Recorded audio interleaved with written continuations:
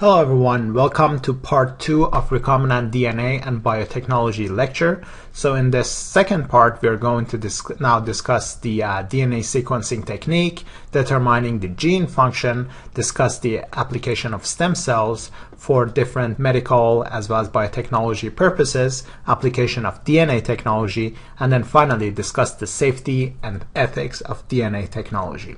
So for most of these reactions that I've just been explaining to you in the first part of this lecture, we were just discussing how if we have a gene of interest and we know its sequence so that we will create a probe that would flank the gene of interest. Now here in this second part, we are going to discuss how we know the DNA sequence, how we can use different techniques in order to determine the DNA sequence.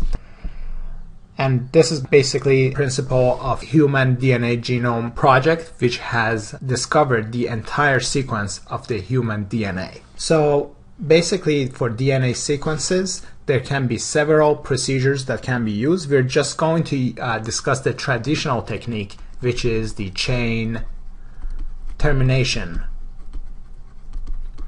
method. And I'm going to go over that in a second. But basically, in order for this reaction to happen, what we need is that we will need a single stranded DNA molecule. We need a short primer to start with, and this short primer will be complementary to our single stranded DNA. Then we will use a DNA polymerase and deoxyribonucleotide triphosphase, like for instance DNTPs for adenine, thymine, guanine, and cytosine. And then we also need dideoxyribonucleotides. And the difference between these two is that DNTPs on their 3' chain, they have a hydroxyl group, while DDNTPs or dideoxynucleotides, they lack the 3'. So they lack the 3' hydroxyl group, as a consequence of which DNA, the nucleotides, cannot be added to the growing chain once DDNTP is incorporated. So let me show you how a phosphodiester bond can be formed. So here we have a DNA sequence that are attached to each other. Two nucleotides are attached by a phosphodiester bond. Now what polymerase does is that it catalyzes the formation of another phosphodiester bond through the 3' hydroxyl group. Now if this 3' hydroxyl group is missing, like for instance in nucleotides, in dideoxynucleotides, therefore DNA elongation in the PCR reaction can no longer happen. And so we can use this technology in order to find what's the DNA sequence. And I'm going to give you an example because that's the easiest way of showing you how the chain termination method works. So let's say we have a DNA sequence that its sequence is GACT, just for argument's sake, right? And we want to sequence this one. We don't know that its sequence is GATC. All we know is that we have a primer that can start behind the gene of interest. So here we have a 5' to 3' primer. So what we do is that we will amplify this gene using the PCR technique. So we have now the polymerase, we have the RNA primer, we have the template DNA. The only difference is that in addition to deoxyribonucleotides, we have dideoxyribonucleotides that we are adding to this reaction. And so anytime any one of these dideoxynucleotides get incorporated into the growing chain, the chain will terminate at that stage. So let's see what we will get right here. So we'll start to amplify. So here we have the sequence 5' to 3', and our primer here is in a 5' to 3' direction. One scenario is that the chain will be completely formed, so we get CTGA. But then the other scenario is that before this last nucleotide was added, one of these get incorporated there. So let's say that we get A. So that's one product that we got here. Now, what's the other scenario? We can have CT added, but then the third nucleotide is another DDNTP. So here, the DDNTPs, I'm going to show them with a star. And so the chain terminates right here. No more we can add right here because the 3' hydroxyl group is missing. Now the third scenario is that we get C and the next molecule is again another dideoxynucleotide. So now we can't add any more nucleotide right here. And then finally, the final scenario is that our very first nucleotide is actually a dideoxynucleotide, and so nothing more will be added. So now we got 4 different PCR products that their difference between them is only 1 nucleotide. And so based on this principle, we will use the difference in length by just 1 nucleotide in order to separate these PCR products from each other. And so there are different techniques that can be used. A fancy one is actually to use different color probes for different DDNTPs. So let's say that A uses the purple color, G emanates the green, T emanates blue, and then C emanates pink. And then there will be a machine that will detect as these products are running through. So these products are running through. The heavier one, the longer one, will take longer to go through, and the shorter one will go faster. So the machine will tell us that, oh, the shorter one had a C, and then the one after had a T, and then the one after had a G, and then the one after had an A. So it gives us the DNA sequence of the chain that has been produced. And we know that the last one is on the 3' end, and the first one, the shortest one, is on the 5' end. Okay, so now we know that the sequence of our product is CTGA. So what was the sequence of our template? This was our template, and we didn't know at the beginning what it is. So if we want to know 5' to 3' direction, so 5' to 3' direction, TCAG. TCAG was the sequence of our original DNA that we have used by this technique. All right, so that's about it. That's the chain termination method. Here I have done a drawing for you to show you how, if we have the primer to extend our DNA, different DDNTPs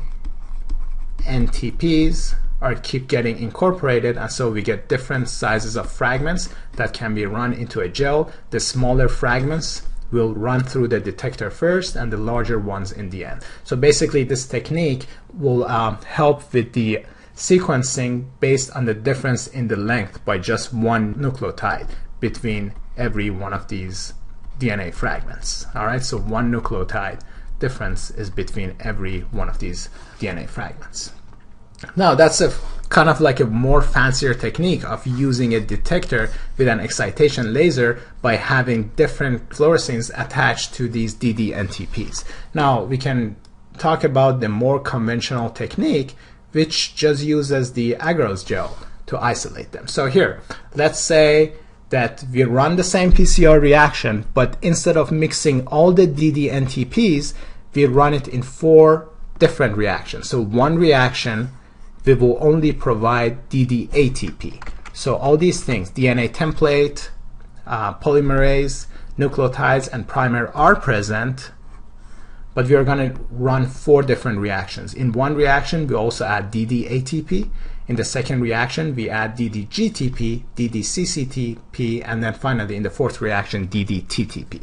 All right. So in the first reaction, all we get is 4 different fragments, because anywhere that the A will be incorporated, those are the fragments that we get.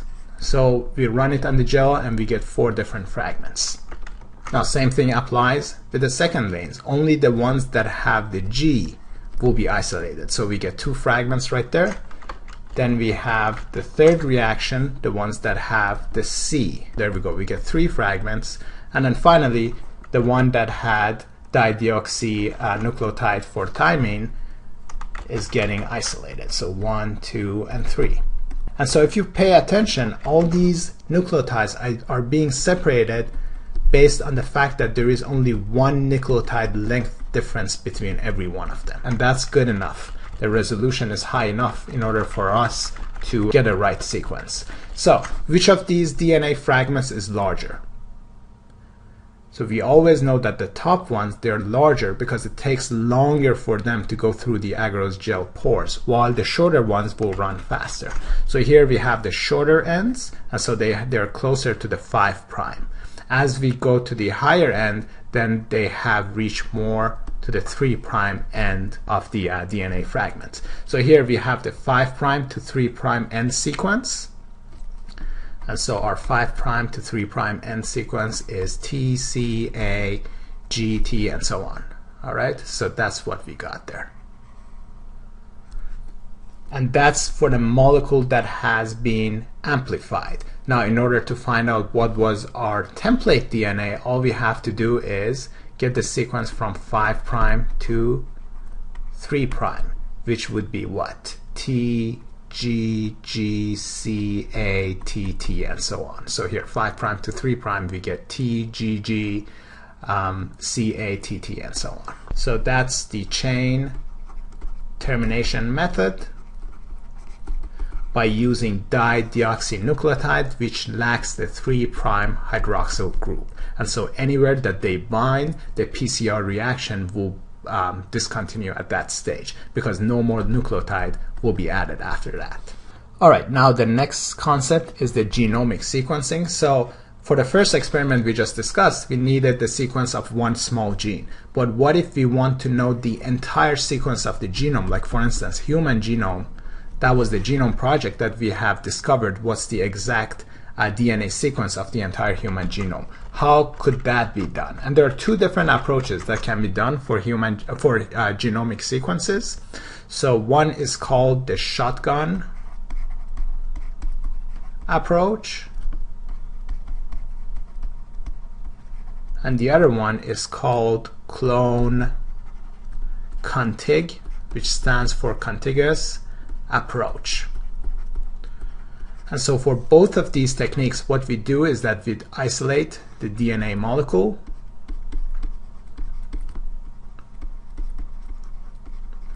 and then for the shotgun approach, we will digest it into many different small fragments, and then sequence these fragments, and then use a computer in order to build up the sequence. Right, so now we know the DNA sequence using the shotgun approach. Or we can use the clone contig approach, where we start by reading the DNA sequence for one small part of DNA.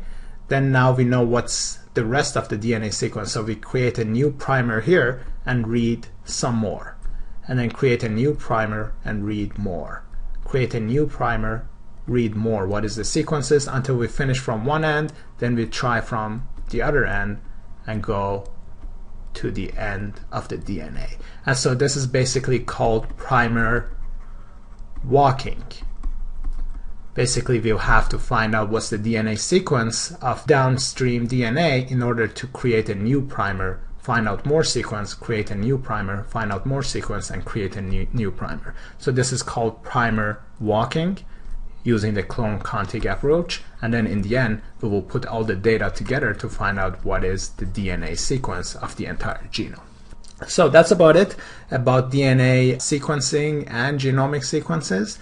The next topic is how to determine a gene function. So let's say we've isolated a gene and we want to know what is its function. So how could that be done?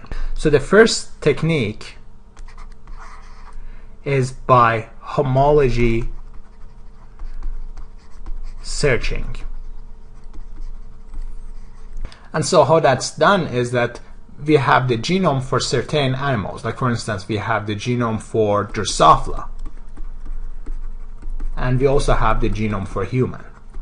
Let's say that we isolate a gene in human, in Drosophila, that we find out its function is copper absorption.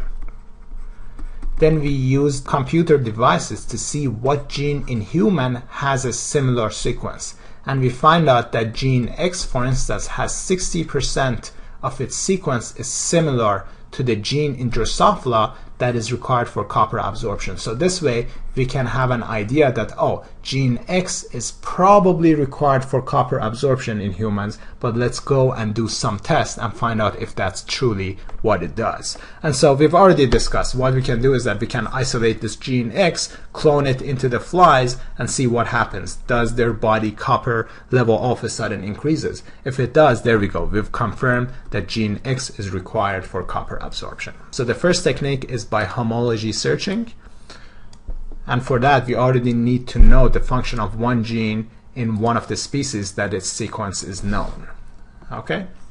The second technique is called bioinformatics. And basically, it uses the sequence of the gene in order to predict the positions of alpha helices and beta sheets in the encoded protein. So it's trying to find out where the alpha helices and beta sheets of the translated protein are located, and so this way it gives us some idea about the possible function of that protein that is being encoded by this gene. The next technique is called reverse genetics.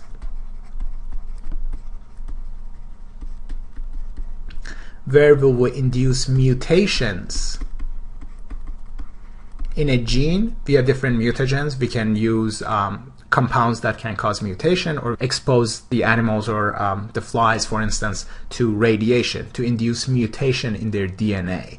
And then find out, once we find a mutated gene, how the phenotype of that animal is affected. For instance, let's see that we mutate superoxide dismutase enzyme, which is required for defense against reactive oxygen species. Once we do that, the animal would be susceptible to 100% oxygen and will die at a faster rate. So that's one way, by knocking out that gene of interest and finding out how the phenotype is being affected.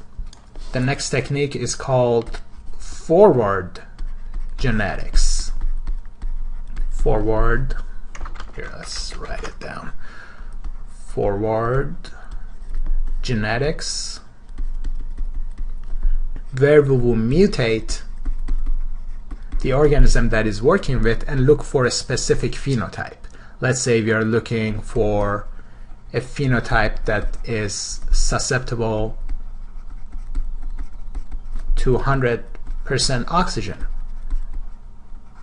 And now let's go and find out what gene is it that is mutated that has caused this phenotype. And then, for instance, we may find out that, oh, it's the catalase gene that has been mutated, as a consequence of which this organism is susceptible to hydrogen peroxide, which 100% oxygen can cause their death. All right, so that was different techniques of learning how different genes function. Now, next, I'd like to quickly point out different techniques that we can use to inactivate certain genes. Because let's say that, for instance, we have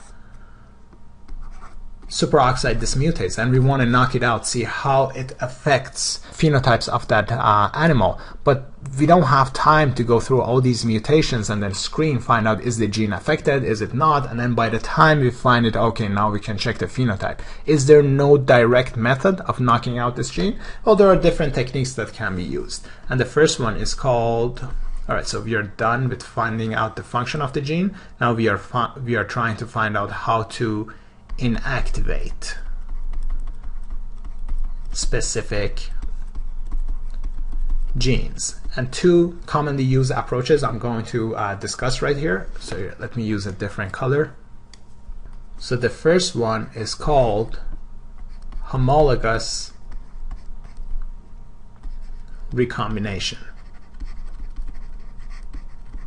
And with this homologous recombination, what we do is that we allow recombination between a chromosome copy of the gene. So here we have our chromosome with the gene of interest, and then a second piece of DNA that shares some sequences similar to the original chromosome that we are working with. So here we have another one that shares similar DNA sequence. And once recombination happens, the gene of interest will be removed and replaced with some non-specific DNA. So that's one way of removing the gene of interest by homologous recombination. The next technique is called microRNAs. So 2 for microRNA, or RNAi, you might have heard RNAi or RNA interference.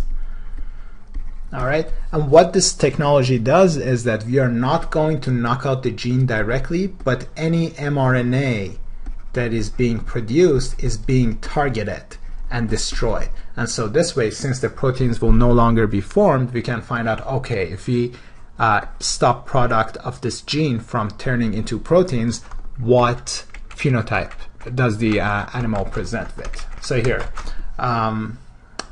let's discuss with microRNA. So these are basically small single-stranded RNAs with a hairpin structure. So if you have small RNA with a hairpin structure, they would loop on themselves and form a double-stranded RNA. And this double-stranded RNA will go and find its complementary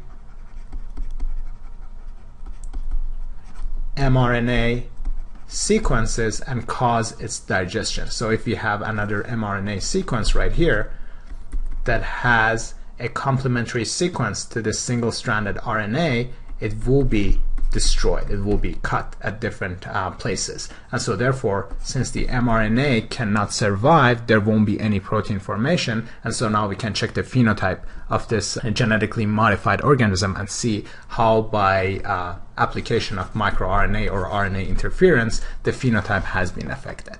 All right, so that's one other way of finding out the gene function. Moving on to the next topic, which is the stem cells. All right. Now, stem cells, these are actually undifferentiated cells of multicellular organisms that are capable of giving rise to indefinitely more cells of the same type. So you know some of our cells can only replicate for a certain number. These stem cells, just like the cancer cells, they can replicate indefinitely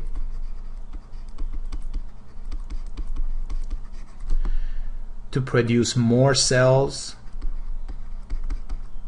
of the same type. And then some of these cells can undergo differentiation to give rise to different functional cells. So now let's discuss the difference between different types of stem cells that we have here. All right, the first one is the totipotent, also known as omnipotent stem cells, and these will give rise to all the cell types in the body in addition to extra embryonic and placental cells. So give rise to all the cells in body in addition to extra embryonic and placental cells. Next, we have the pluripotent cells, which gives rise to all the cells again, all the cells in the body, but they can no longer give rise to extra embryonic or placental cells. And so embryonic stem cells, for instance, are examples of pluripotent cells that can give rise to ectoderm, mesoderm, and endoderm that gives rise to different tissues in the body. And we have described that all these derivatives of ectoderm, mesoderm, and endoderm in the embryology videos of our MCATACE lectures. The next type of cells are multipotent stem cells, which develop into multiple cell types, but they are more restricted than pluripotent cells. So you know how pluripotent cells can develop into almost any cells like ectotherm, mesoderm, and endoderm, except for extraembryonic and placental. Multipotent cells can transform into many other cells, but not all of them. They're more restricted compared to the pluripotent cell. And I'm going to give you an example. For instance, hematopoietic stem cells, they can give rise to red blood cells, white blood cells, and platelets. But they can't give rise to the brain cells, right, or heart muscle cells, versus pluripotent cells can give rise to heart muscles or skeletal muscles via the mesoderm. And then some other definitions that I'd like you to know is called oligopotent, meaning that these stem cells can give rise to few cell type. And then finally we have unipotent, which can give rise only to one cell type. Now, what is the application of the stem cells? They can be used in genetic research. For instance, researchers have been interested in knowing why stem cells can replicate indefinitely, and so they found out that stem cells carry the gene called telomerase. So as our DNA replicates, every time it does, the end of the DNA cannot get replicated. And so it keeps on getting shorter and shorter until cells can no longer replicate. Cancer cells as well as stem cells have this specific enzyme called telomerase, which prevents shortening of the end of DNA. And so it allows them to replicate indefinitely. So stem cells can be used in different genetic researches. It could be used for their regenerative capacity, for instance, in order to help patients with different health problems like neurodegenerative disorders, cardiovascular disease, or diabetes. Let me give you an example. For instance, in patients who have age-related macular degeneration, or AMD, their retinal cells die at later ages. And so they start to have a scotoma at the center of their vision. It's like a black spot that they can't read. And so what researchers have started to do is they've placed some stem cells in the retina of these patients, and it has been shown that their vision has started to actually improve. So there has been some vision recovery. And then other applications is like, for instance, transplantation that has been used in leukemic patients and other hematopoietic disorders, and so it helps to produce healthy blood cells. But then what we need to be aware of is that these stem cells can replicate indefinitely, so there is a risk of cancer. And so once we apply any one of these technologies, like for instance this vision recovery example that I gave you, researchers are watching these patients closely to make sure they don't develop cancer or any tumor in their eyes. So there is a risk of cancer development by any application of the transplantation or regenerative capacity studies. Next, I'd like to describe how gene cloning and their application of DNA technology has been used in different fields. So the first one, as we just discussed, is protein purification. We've already discussed this extensively in our first lecture. For instance, we can clone the insulin gene and isolate the insulin protein and then apply it to type 1 diabetic patients for their treatments, because type 1 diabetic patients don't produce insulin. So now we have plenty of insulin protein that we could put it in the injectable form and help with the treatment of these patients. But then students sometimes ask, all right, so you have a bacteria, you place the plasmid in, and so this is the bacterial genome, and here's the plasmid, and it gives you insulin plus so many other proteins that are belonging to the bacteria, so many other proteins. How are you going to isolate specifically that insulin and use it for the treatment of humans as you are just describing?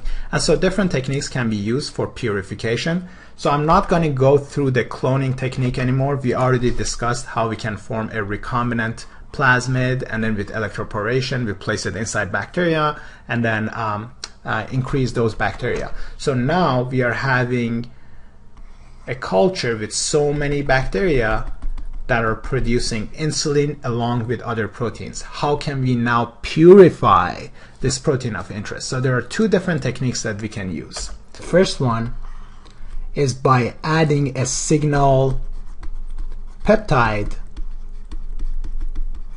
to our gene of interest. So here we have our vector, and then we had our gene of interest right here. Now in addition, we can add a signal peptide right here that signal the protein in order to be exported out of the cell. And so what happens is that this gene of interest, once it produces the protein will be exported out inside the culture medium. And so now we know that all the protein that is found in the culture medium is containing that gene of interest product, which could be, for instance, insulin. So that's the first technique. The second technique is recovery of a fusion protein by affinity chromatography.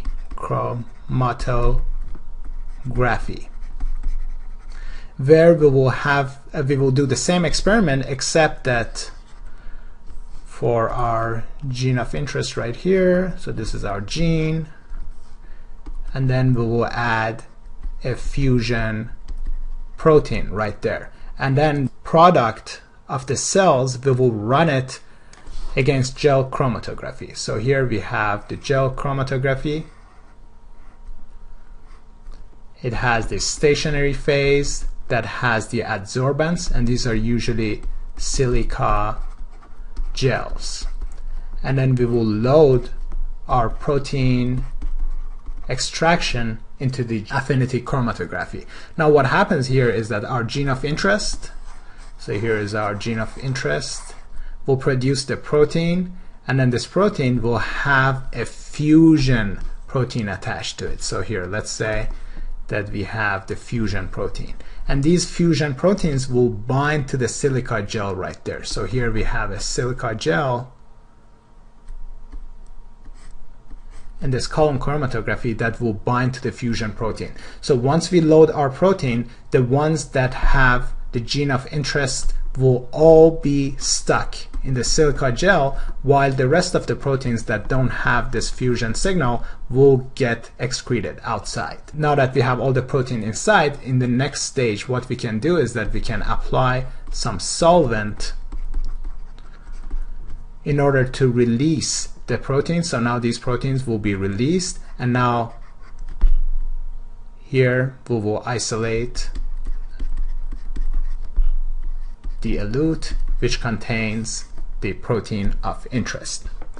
Now later on in this lecture, I'm going to discuss some of the ethical issues regarding the application of DNA technology. For human uses, I'd like to give an example that animals that are being genetically modified in order to produce these proteins, like for instance, if you use a sheep and you try to place a gene so that it increases the protein content of their milk, these animals will have high frequency, frequency of birth defects as well as premature death. So all these genetic manipulation in order to produce protein of interest can cause some problems with our transgenic animal. Alright, so that's one problem with the genetic manipulation of these animals we should be aware of. Alright, so we've already discussed production of protein was the first application of DNA cloning. Now next, what are the other advantages? Well, we could use gene cloning and DNA analysis in medicine. Like for instance, the first example we gave, production of insulin. Well, insulin can be used for treatment of diabetes. Alright, so here, number one, we were talking about gene cloning and application of DNA technology for production of different proteins. This protein could be, for instance, dietary protein we are giving in sheep, or it could be insulin that is used for the treatment of diabetes, and that would have application in the medicine.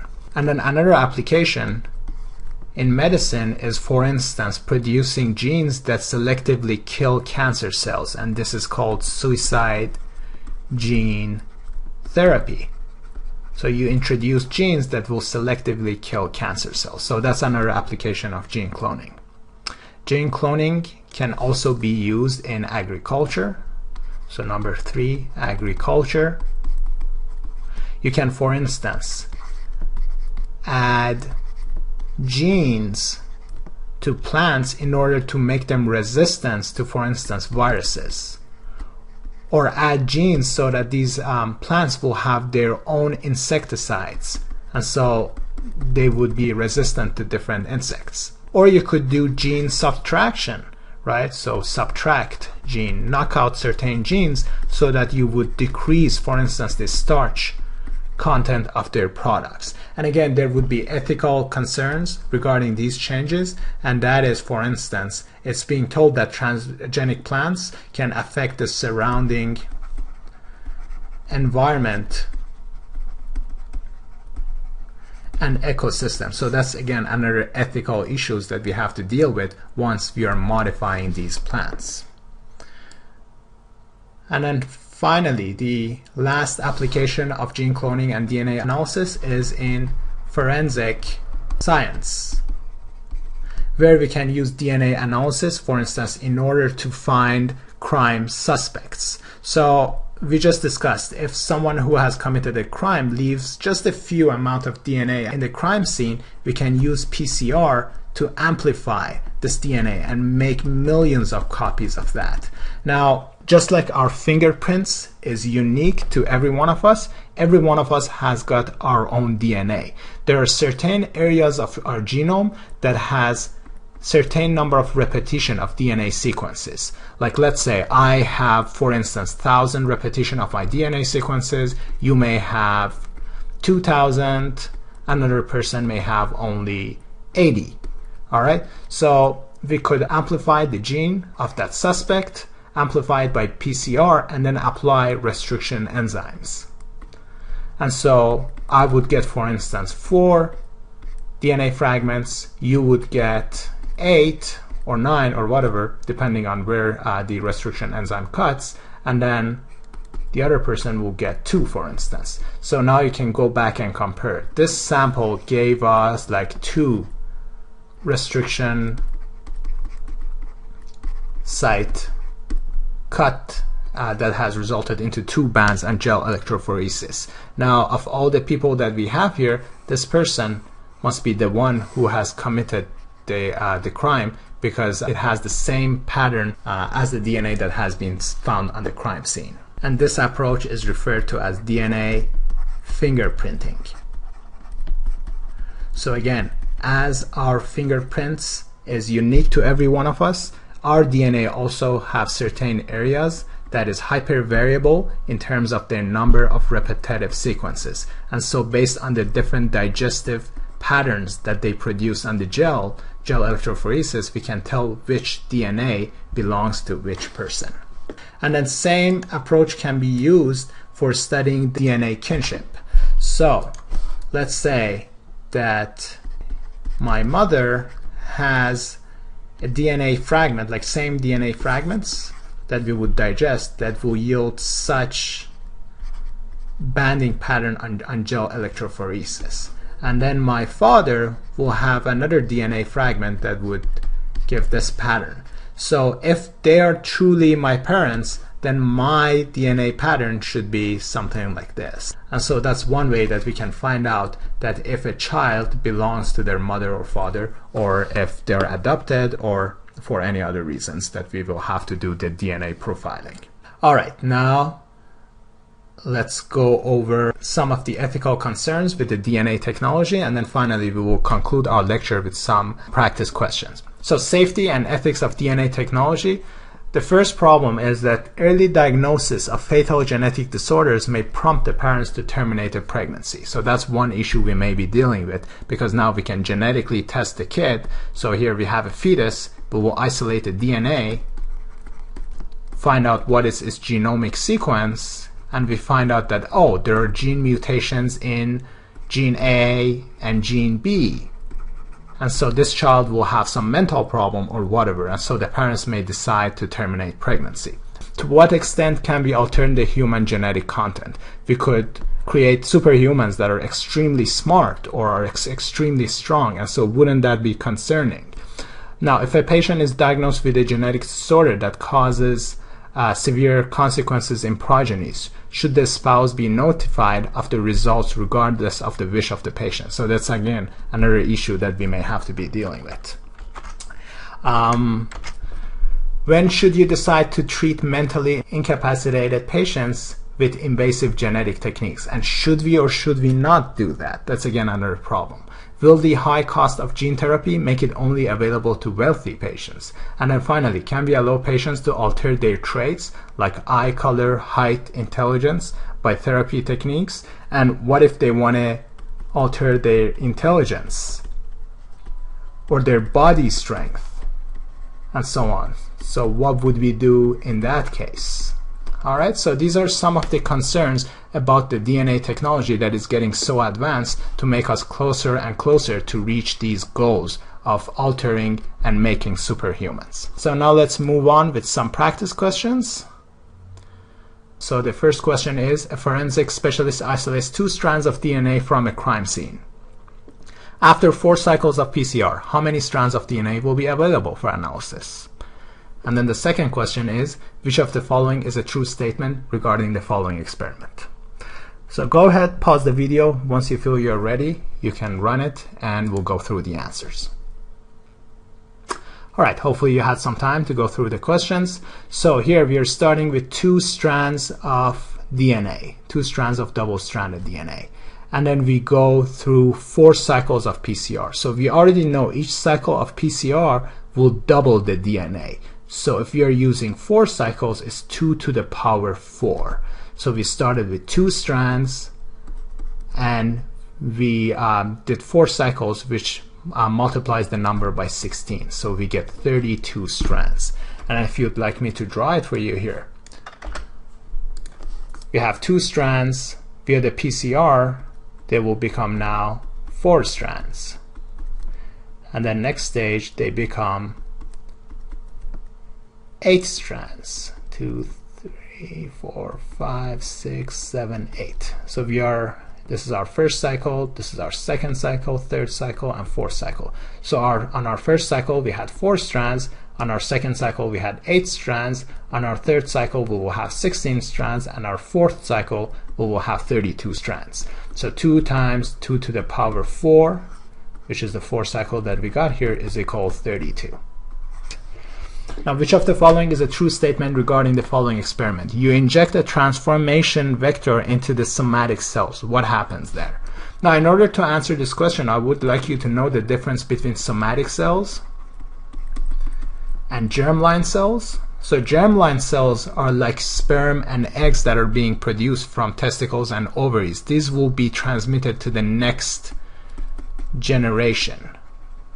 While somatic cells are like skin cells and so on, they won't be transferred to the next generation. So if you inject a transformation vector in the somatic cells, those cells will be affected, right? But it won't be transferred to the next generation. So let's see what happens here. A selected number of cells will express the transgene. Correct, a selected number of cells. The transgene will be passed to a selected number of cells. No, it's a somatic cells. It will not be passed to the next generation. All future progenies will be chimera. No. Our current progeny, we can call it a chimera because it has 2 different genetics. So the original cells and the transformed cells are different. But the future generation, since the genes are not being passed on, are not going to be chimera. A selected number of progenies will be chimera. Again, that is incorrect. None of them will be chimera. All right, let's move on to the last question. Which of the following is a true statement regarding the animal marked by the yellow color? So we inject a transformation vector, this time into the germline cells, and we made that with another sheep. What is true about this yellow color marked sheep? The transgenic sheep will be sterile. Not necessarily. It could be sterile, but not necessarily. So no, I don't like this answer choice because it could go either way. The recombinant gene does not pass on to the next generation. Well, it depends. If this animal has already picked it up, like from the germline cells, then all the cells are affected, including the germline cells, and it does pass on to the next generation. So again, this question cannot be correct, because if the gene has already been picked up, it will be transferred to the next generation. All cells express the same gene. Well, all the cells have the same DNA, because our genome is all the same, but not necessarily all the cells express the same gene. Let me give you an example. Our brain cells, the gene that they're expressing is way different than what our heart cells are expressing, and it's way different than what our kidney cells are expressing. So that's the whole point of differentiation of different cells, because they do different functions. So this is an incorrect statement. So far these were two incorrect. So all cells express the same gene? No, they have the same genes, but they express different genes. So that is incorrect. And then finally, all cells contain the same genome, which is correct, but express different genes. That is correct. So choice D would be the answer for this last question. So this is it for our second video of recombinant and DNA technology. We have described how we can sequence the DNA and as well as the genomic DNA using different approaches, shotgun and the contig approach, how we can determine the gene function by either mutations, by homology searching, bioinformatics, reverse genetics, or forward genetics we just discussed. We've discussed the stem cells, the difference between totipotent, pluripotent, and multipotent stem cells. We've discussed about the application of DNA technology, how it can be used for production of different proteins, how it can be used in medicine, agriculture, and for forensic evidences. And then finally, we've discussed the safety and ethics of application of DNA technology. Right, so that would be it. Thank you all for watching. I hope you found this video helpful, and I will see you for the next video.